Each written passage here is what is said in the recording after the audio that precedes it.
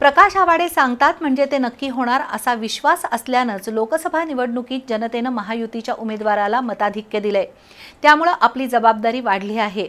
मात्र केवळ आपलं दुकान चालू ठेवण्यासाठी काही विरोधक प्रत्येक गोष्टीत कुरकुर करत असल्याचा टोला आमदार प्रकाश आवाडे यांनी लगावला।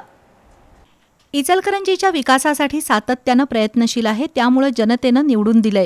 वस्त्रोद्योगासाठी आवश्यक योजना मार्गी लावण्यासाठी शासनाकडे सातत्याने पाठपुरावा सुरू आहे अशी भूमिका आमदार प्रकाश आवाडे यांनी मांडली।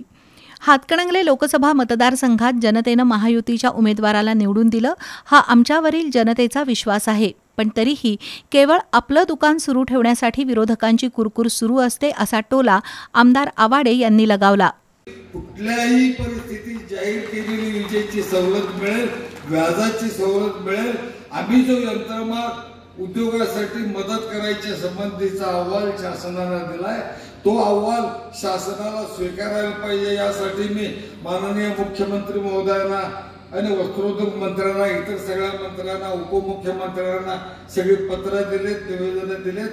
मला विश्वास आहे ते काम होणार म्हणजे होणार। प्रकाश आवाडेंनी सांगितलं म्हणजे होणार। आहेत आता टूटूर करणारे आहेत, ते चालत राहणार। त्यांना दुसरं काम नाही, त्यांचं दुकान चालू ठेवायचं झालं तर टूटूर करायला जातात। हे सत्य आहे, सगळ्या आता जनतेला कळून चुकलंय। एकूणच विधानसभा निवडणुकीचं मैदान जवळ येऊ लागल्यानं इचलकरंजीत राजकीय हवा तापू लागली असून आरोप प्रत्यारोपाच्या फैरी झडू लागल्या आहेत।